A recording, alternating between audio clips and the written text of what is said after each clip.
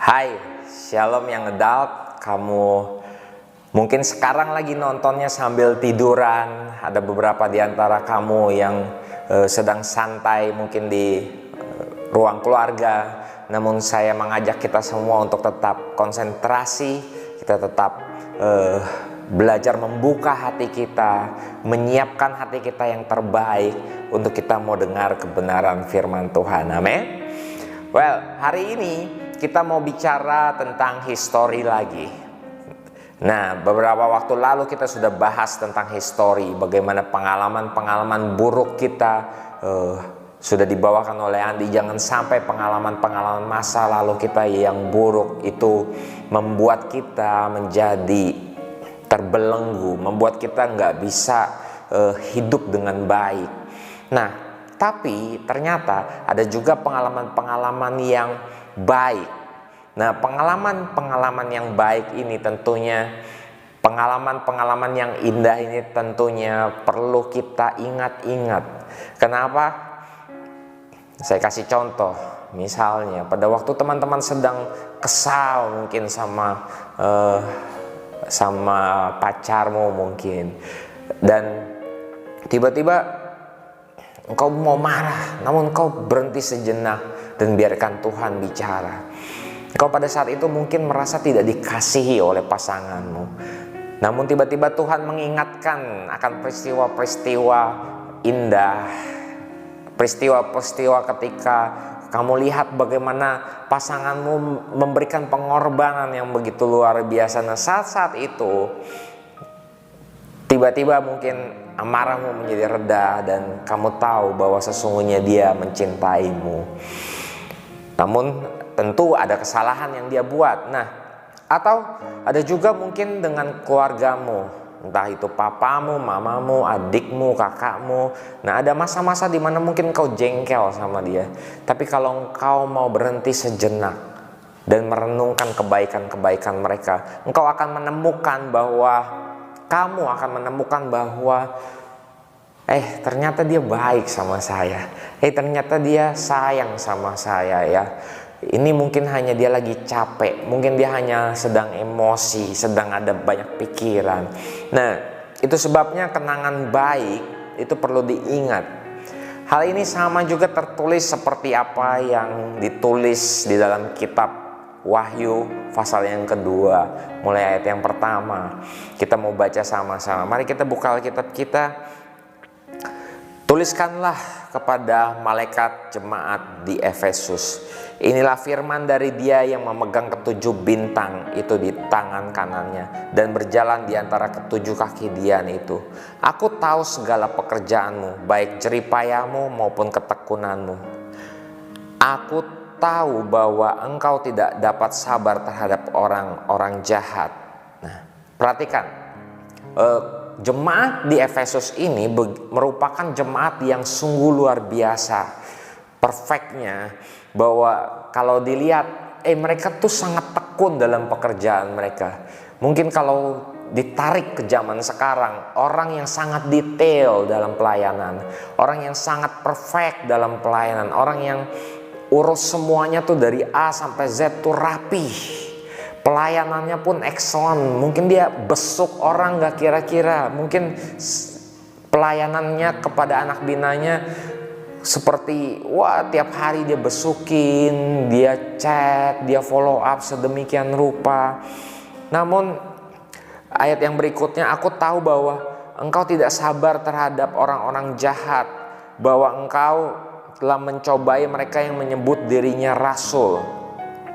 Nah, orang ini mungkin modelnya kayak orang-orang yang gak suka ngelihat orang yang baik, kelihatannya baik, kelihatannya sangat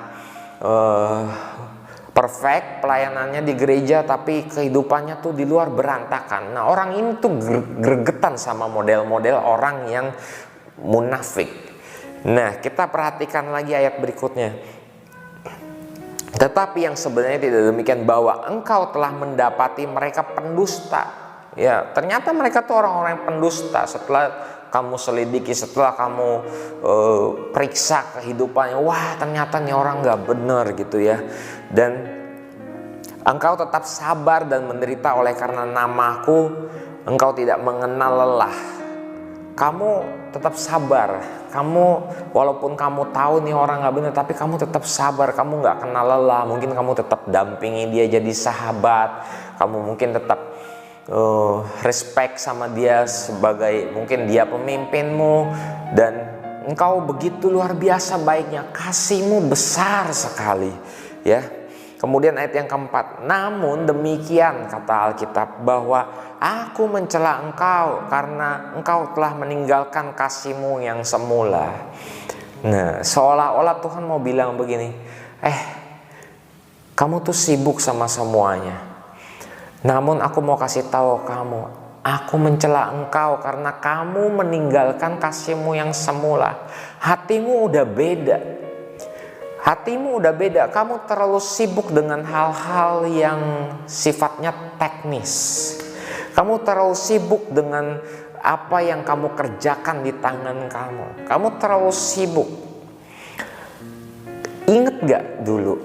Seolah-olah Tuhan mau mengingatkan kita. Ingatkan dulu waktu kamu memprioritaskan waktumu untuk berdoa.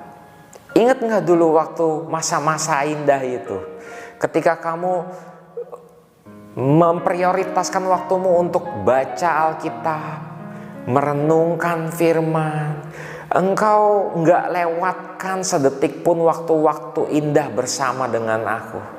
Seolah-olah Tuhan mau bicara seperti itu di ayat ini. Dan sebagai informasi buat kita semua bahwa jemaat Efesus pada waktu itu adalah jemaat yang sangat besar. Mungkin jumlahnya ditaksir sekitar 60 ribuan. Dan Efesus merupakan kota metropolitan yang jumlah 60 ribu pada waktu itu adalah jumlah mayoritas atau jumlah sebagian besar dari penduduk kota itu. Dan mereka berkembang begitu pesat. Namun Alkitab katakan bahwa mereka sudah kehilangan gairah mereka, passion mereka tuh udah beda. Mungkin mereka menjadi lebih gampang marah. Mungkin mereka udah gak lagi gampang mengampuni. Kalau dulu mereka begitu mudah mengampuni, mereka begitu mudah melihat orang yang munafik, mereka mengampuni. Namun sekarang mereka menjadi seperti seolah, kenapa harus mengampuni? Dan ayat yang kelima dikatakan, sebab itu ingatlah betapa dalamnya engkau telah jatuh. Bertobatlah dan lakukanlah lagi apa yang semula engkau lakukan. You see? Tuhan bilang ingat masa lalu. Waktu-waktu indah itu lakukan lagi semula seperti yang kau lakukan. Jika tidak demikian, aku akan datang kepadamu dan aku akan mengambil kaki dianmu dari tempatnya jikalau engkau tidak bertobat. Nah, perhatikan, jemaat Efesus adalah jemaat yang didirikan awalnya oleh Paulus. Dan Paulus merupakan pendeta, mungkin kalau sekarang dibilang pendeta yang sangat hebat di zamannya. Rasul yang sangat hebat dipakai Tuhan, didirikan oleh seorang Paulus. Namun peringatan ini Alkitab katakan bahwa kalau kamu tidak bertobat, ya sama aja. Kamu akan kehilangan kaki dian. Kaki dian bicara soal pengaruh. Orang-orang gak akan lagi ngerasain kasih Tuhan. Orang-orang gak akan lagi ngerasain pengaruhnya. Gerejanya menjadi seperti tong kosong nyaring bunyinya, yang gak punya lagi pengaruh buat hidup orang lain. Dan kalau kita tahu sekarang kondisi Efesus sekarang begitu menyedihkan. Ada begitu banyak gereja-gereja kosong. Ada begitu banyak kehidupan kekristenan yang mati di sana. Dan dengar baik-baik teman-teman, tidak ada pembelaan bahkan even oleh gereja yang didirikan oleh Paulus. Dan saya mau katakan teman-teman, kalau kita tidak jaga api ini, itu juga akan terjadi pada gereja kita. Kalau kita ingat beberapa tahun lalu, waktu kita mulai gereja ini sama-sama, khususnya teman-teman yang adult, yang ngerti sejarah gereja ini, bagaimana kita berdoa, bagaimana kita saling mengasihi satu sama lain, bagaimana persaudaraan itu begitu kuat, bagaimana kita berdoa mengandalkan Tuhan, bercucuran air mata. Dan sampai hari ini kita juga terus melakukan hal yang sama. Kita terus berdoa, kita ada menara doa youth, kita belajar di Connect Family, kita belajar mengasihi satu sama lain. Kalau kita nggak jaga ini baik-baik, budaya gereja kita, bagaimana kita berdoa sungguh-sungguh, bagaimana kita belajar saling mengasihi satu sama lain, Alkitab katakan bahwa kakedian itu akan diambil daripada kita. Kita akan kehilangan pengaruh. Nah, teman-teman dengar baik-baik, saya mau mengajak kita semua untuk ingat, jaga baik-baik apa ini. Kalau hari ini ada di antara kita mungkin 1-2 orang, kalau engkau dengar firman Tuhan ini, mungkin saat ini keadaanmu sedang jauh daripada Tuhan. Engkau tidak lagi menjaga hati itu, kegairahan itu. Mari hari ini, mungkin kita nggak ada lagi pertemuan-pertemuan seperti biasa. Jangan kehilangan hasrat itu, jangan kehilangan gairah itu. Kamu di rumah kamu masih bisa berdoa sungguh-sungguh. Kamu di rumah kamu masih bisa memuji Tuhan sungguh-sungguh. Jangan kehilangan gairah itu. Kamu masih bisa menginjil. Kamu masih bisa menceritakan kasih Tuhan. Bahkan kamu masih bisa order GrabFood buat teman yang kamu kasihi, untuk sekedar menyatakan kasih Tuhan kepada dia. Amin. Saya mau mengajak kita semua tetap berbagi kasih sama saudara seiman. Amin. Tetaplah hadir di dalam Connect Family via Zoom. Teman-teman sempatkan waktu yang sudah disetting, teman-teman atur sedemikian rupa supaya kamu bisa persiapkan waktu meeting yang terbaik. Dan ayat berikutnya, ayat yang ke-6, tetapi ini yang ada padamu, yaitu engkau membenci segala perbuatan pengikut-pengikut Nikolaus yang juga ku benci. Nah, kalau teman-teman tahu bahwa pengikut Nikolaus adalah pengikut yang memiliki paham lebih cincai, atau lebih, kalau sekarang PSBB-nya relaksasi gitu ya. Jadi ada relaksasi firman Tuhan. Jadi kamu nggak perlu melakukan, ya cincailah demi kemanusiaan, nggak apa-apalah homoseksual. Kita hargai pendapat orang, kita hargai keputusan orang. No. Tuhan mau kita tetap berpegang teguh pada firman Tuhan. Nah, gereja rusak karena apa? Karena ada yang namanya kompromi. Pengikut Nikolaus mengajarkan atau merusak gereja dari dalam dengan cara membuat mereka terbiasa dengan free sex, terbiasa dengan hal-hal pornografi. Nggak apa-apalah sedikit-sedikit nonton porno. Ya namanya manusia bisa jatuh dalam dosa, nggak apa-apa lah pegang-pegang dikit. Dengar baik-baik teman-teman, dengar, tidak ada kompromi. Amin. Nah, jangan sampai kita terjebak di dalam pengajaran-pengajaran Nikolaus. Nah, sebab itu Tuhan mau kita tetap berpegang pada api itu. Api yang begitu luar biasa. Kita mengkobar-kobarkan api. Tidak ada pengkhotbah yang lebih hebat, tidak ada pendeta yang lebih hebat yang bisa mengkobarkan api kita selain diri kita sendiri. Pada waktu kita mengalami kelemahan, ada beberapa di antara kita mungkin sekarang mengalami kesuam-suaman. Kobarkanlah apimu. Mulai ambil gitarmu, mulai ambil Alkitabmu, mulai berdoa, mulai kobar-kobarkan apimu. Mulai kunjungi temanmu, tentunya mungkin via online sekarang. Mungkin kamu bisa tetap mengunjungi, sekedar hadir di depan pagar rumahnya, atau ketemu ya tetap meluangkan waktu untuk teman-temanmu. Jangan sampai tentunya pakai masker ya teman-teman. Jangan sampai, maksud saya jangan sampai kita terlalu individual. Karena PSBB, karena COVID, kita jadi begitu takut untuk berbagi kasih.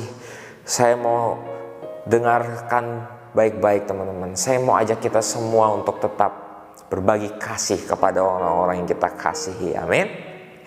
Dan terakhir saya akan tutup dengan kisah Yeremia 13. Saya akan bacakan buat kita Yeremia 13. Ini firman Tuhan kepada Yeremia pada waktu itu. Beginilah firman Tuhan kepadaku, pergilah membeli ikat pinggang lenan. Ikatkanlah itu pada pinggangmu, tetapi jangan kau celupkan ke dalam air.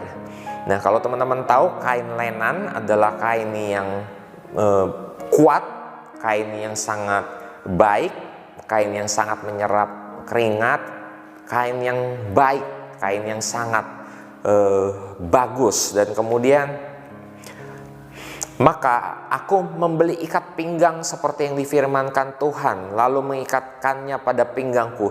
Sesudah itu datanglah firman Tuhan kepadaku untuk kedua kalinya bunyinya, ambillah ikat pinggang yang telah kau beli dan yang sekarang pada pinggangmu itu. Pergilah kepada sungai Efrat untuk menyembunyikannya di sana, di celah-celah bukit batu. Maka pergilah aku lalu menyembunyikannya di pinggir sungai Efrat, seperti yang diperintahkan Tuhan kepadaku. Sesudah beberapa waktu lamanya, berfirmanlah Tuhan kepadaku, pergilah segera ke sungai Efrat, mengambil dari sana ikat pinggang yang kuperintahkan kau sembunyikan di sana.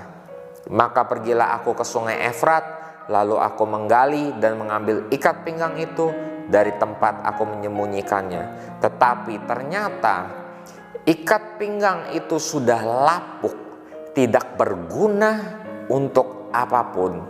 Lalu datanglah firman Tuhan kepadaku, beginilah firman Tuhan, demikianlah aku akan menghapuskan kecongkak-bongakan Yehuda dan Yerusalem.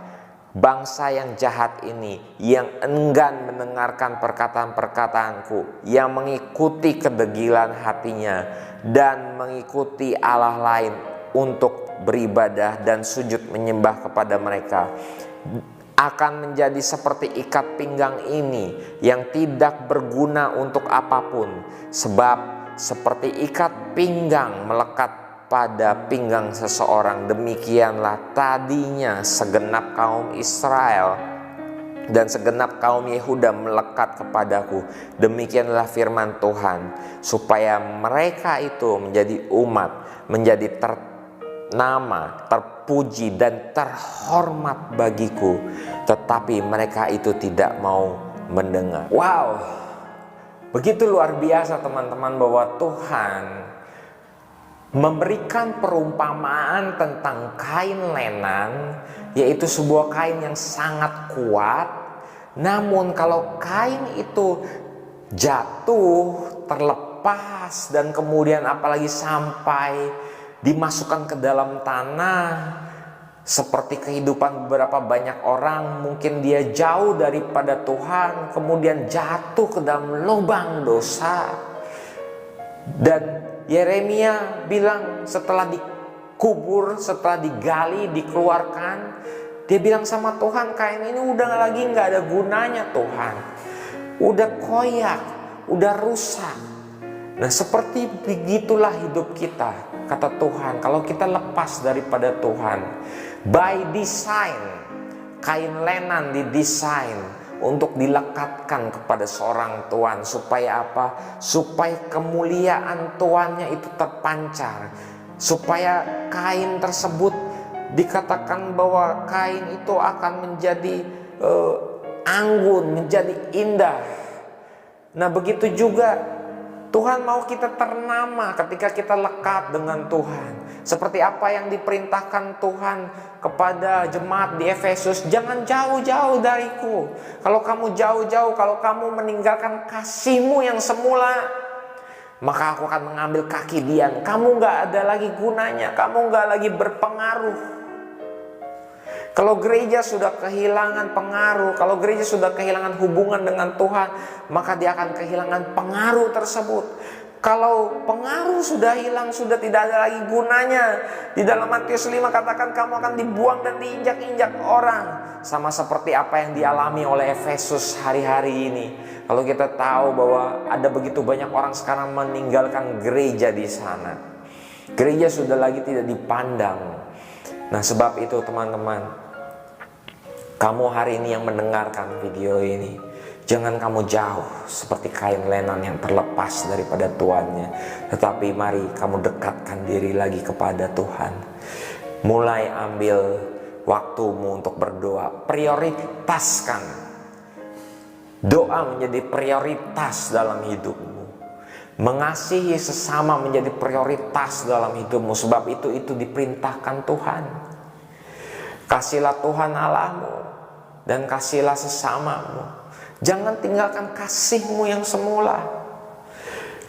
Amin. Jangan tinggalkan kasihmu yang semula.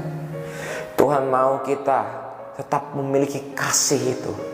Kasih semula yang kita yang begitu menyala-nyala. Kita punya passion yang begitu luar biasa. Nah, hari ini itu saja yang saya mau sampaikan kepada kita semua. Saya berdoa teman-teman diberkati. Mulai hari ini kamu mengambil kembali Alkitabmu, kamu mengambil kembali lagu-lagu MP3-mu. Mungkin ada lagu-lagu kenangan dulu kamu sering nyanyikan. Dulu kamu sering putar berulang-ulang ketika kamu menyembah Tuhan. Ambil lagi kembali lagu itu. Dengarkan kembali. Ingat waktu itu engkau begitu berpassion menyembah Tuhan. Haleluya. Tuhan Yesus memberkati. Kalau kamu diberkati oleh sharing hari ini, bagikan video ini. Jangan kamu keep sendiri. Mungkin kamu bisa share kepada orang yang mungkin kamu pikir dia sudah lama tidak ke gereja. Mungkin ini menolong dia untuk mereka kembali kepada Tuhan. Terima kasih, Tuhan Yesus memberkati. Mari kita pejamkan mata kita berdoa. Tuhan Yesus, terima kasih buat kasih-Mu. Terima kasih buat kebaikan-Mu yang begitu luar biasa di dalam kehidupan kami.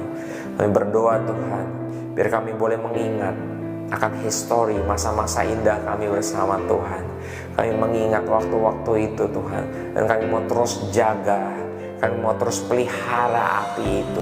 Kami mau terus Tuhan menyembah Tuhan. Kami mau terus dekat dengan Tuhan. Karena kami tahu ketika kami mulai jauh daripada Tuhan, kami akan kehilangan pengaruh. Kami akan kehilangan pengaruh buat orang lain Tuhan. Kami berdoa di dalam nama Tuhan Yesus Kristus. Pakai kami terus jadi alat Tuhan. Di dalam nama Tuhan Yesus Kristus. Haleluya. Amin.